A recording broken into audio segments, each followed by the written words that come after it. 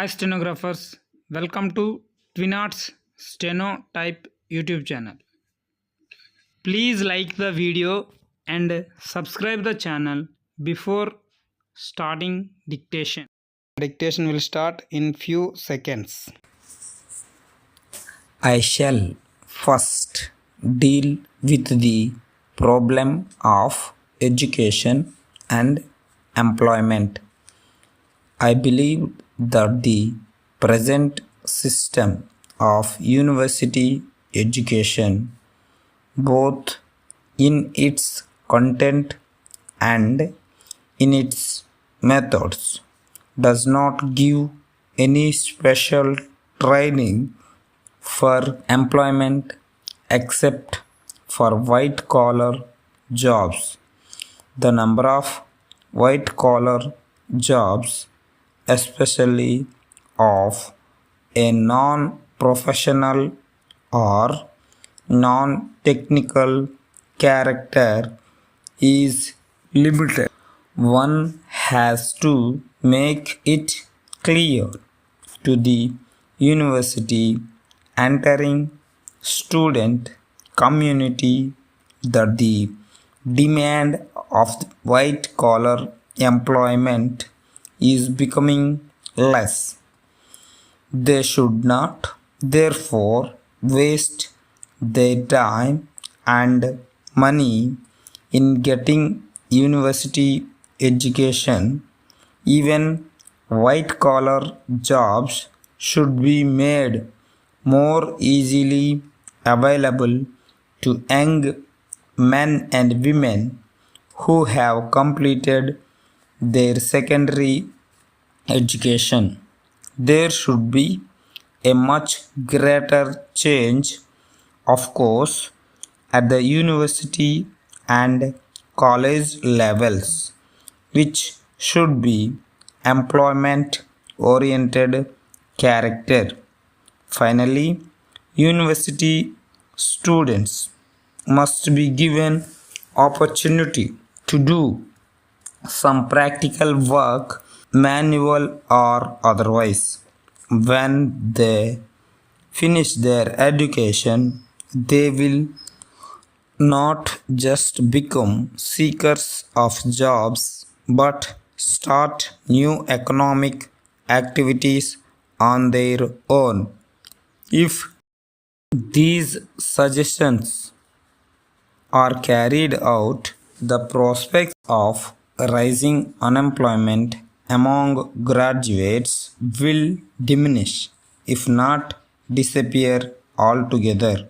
Meanwhile, of course, urgent steps are necessary for dealing with the backlog of the graduate unemployed.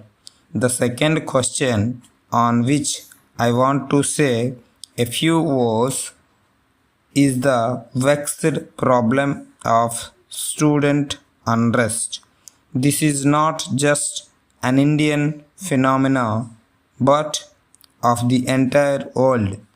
They find that our professions rarely coincide with our actual way of life and work.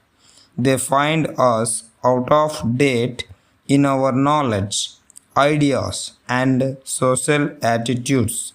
This is a conflict between generations where the young stand for participation in both decision making and implementation.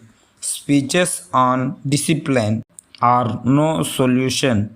What is required is understanding on the part of the old of the desires and values of the young.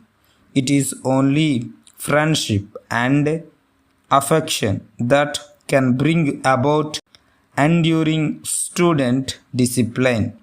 More attention needs to be paid to the physical problems of student welfare and education, such as textbooks, libraries, and hostels.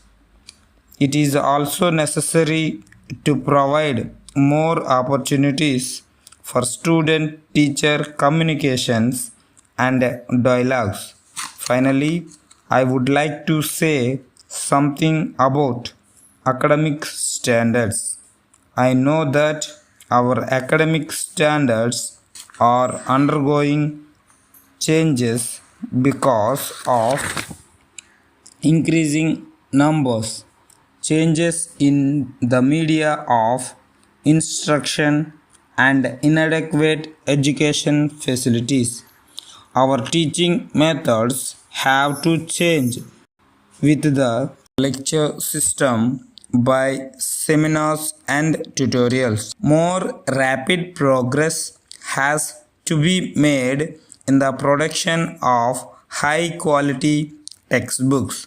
The examination system has to be reformed.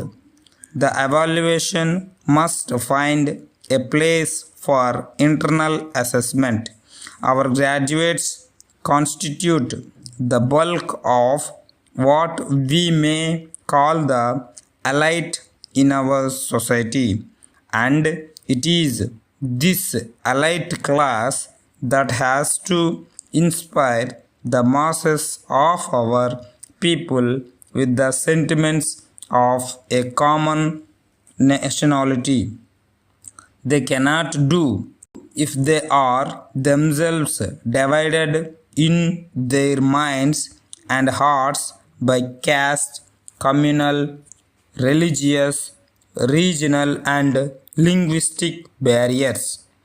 Those in charge of our universities do a great deal by instituting among their graduates a sense of Indian cultural unity and national integration. Similarly, it is at the university stage that we can cultivate the sentiments of respect for human dignity.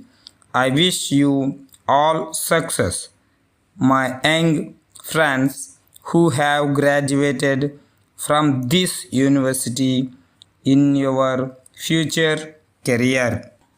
Dear Sir, I wish to make a few suggestions regarding examination reforms which, if adopted, will rectify the present defects and malpractices in examinations. The students shall be allowed to bring into the examination hall as many books as they desire. They must be allowed to go through their books while they prepare their essays in answering the questions. The questions have to be set in such a way which will give them a clear picture of the understanding capacity of the examinee in the subject. As far as possible, there shall be no direct questions. Under any circumstances, we must try to find out the real merit of the students. Such of those candidates who merely get the notes by heart and those who cannot write original essays are automatically eliminated as a result of the present system. Only those who are actually teaching the subject shall be appointed as examiners in as much as they will be quite thorough with the subject. The scripts after valuation should be handed over back to the students so as to enable them to know their own mistakes. After this is done, the candidate should undergo an oral test by a committee consisting of internal as well as external examiners.